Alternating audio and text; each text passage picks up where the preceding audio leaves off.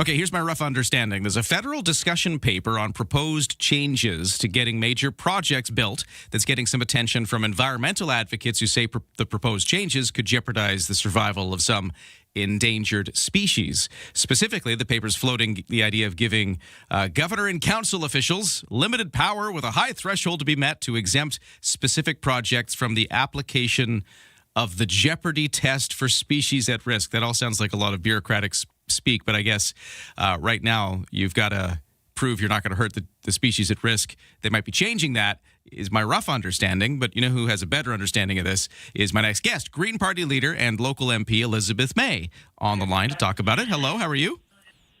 Yeah, I'm fine, Ron, and it's just great to be hearing your voice.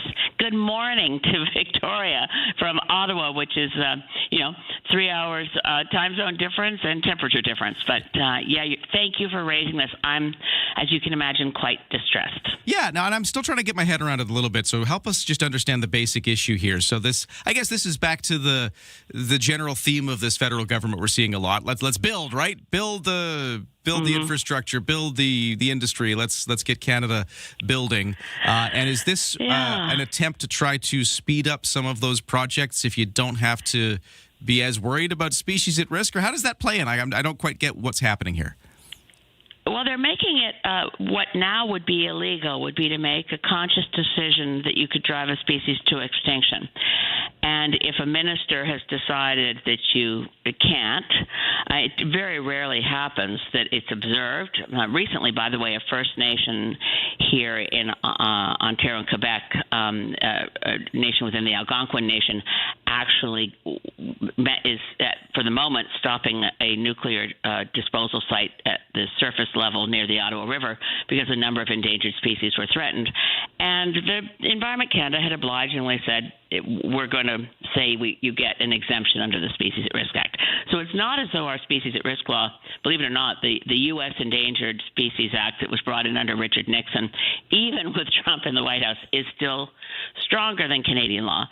But this proposal, shockingly, appears to be not just an exemption, but a bulldozer to say that exempt from the application of the test at all.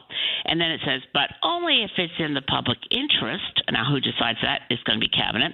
And if the proponent has made all reasonable efforts to avoid or reduce impacts on species at risk.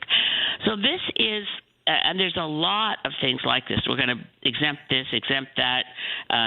First Nations are going to have to, provide comments faster, and we're going to move quickly. It's ironic to me because the literature around management of big projects makes it, and by literature I mean research, that when major projects are getting built, one of the mistakes that can really slow things down is moving to construction too quickly before you've actually examined all the factors that you have to consider in construction. I don't know where this idea that everything has to be done fast came from. Doing things right really matters. But this is a discussion paper again. The discussion paper highlighted the species at risk in a way particularly combined with the push for more pipelines into BC and the push for more tankers through our waters, that a number of really strong environmental legal groups and academics have said this looks actually like it might be specifically to exempt from protection the southern resident killer whales.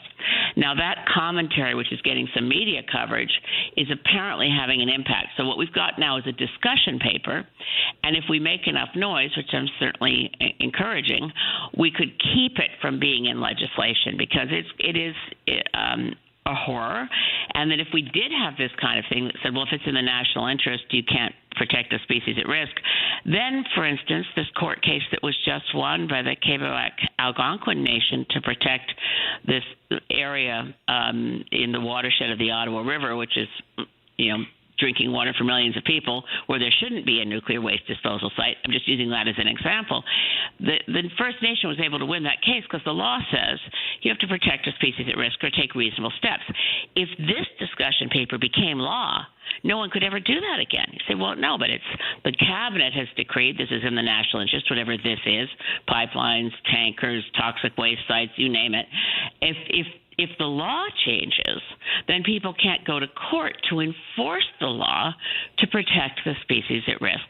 And I guess it's for British Columbians and certainly people on southern Vancouver Island, I think the degree of concern about our southern resident killer whale population is pretty demonstrable. I don't think there's wild salmon and our orcas are iconic and part of our whole culture and tourism industry and all kinds of aspects of who we are as British Columbians. It's not a small thing to decide they should just go extinct because it's convenient in the moment.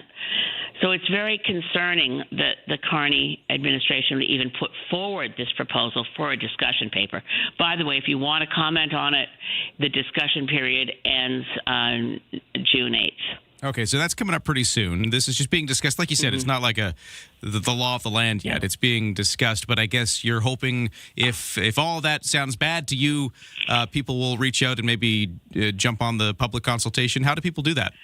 Yeah, well, and I said June 8th. The consultation paper was put forward May 8th, but the end of the consultation is actually June 7th. So we don't have much time. Sunday. If you go to Government of Canada website and you plug in discussion paper, getting major projects built in Canada, it gives you a place to put in your comments. So, and also you can put in comments by writing a letter to the editor of the Times Colonist, the Vancouver Sun, the Globe and Mail, whatever. If you think this is outrageous, we didn't vote Liberal to have the southern resident killer whales go extinct. We did not think that was what we were voting for. That will have an impact right now because they are reconsidering. Well, we've got to leave it there just because of time, but interesting stuff. And hey, let's keep in touch on the issue. It's interesting to hear what's changing. And like you said, I mean, we've got some species at risk right here off our coast that we know very well. Right. And you can kind of get a reason why people might be upset about it. Yeah. Yeah. Please do let the government know what you think. Thank you.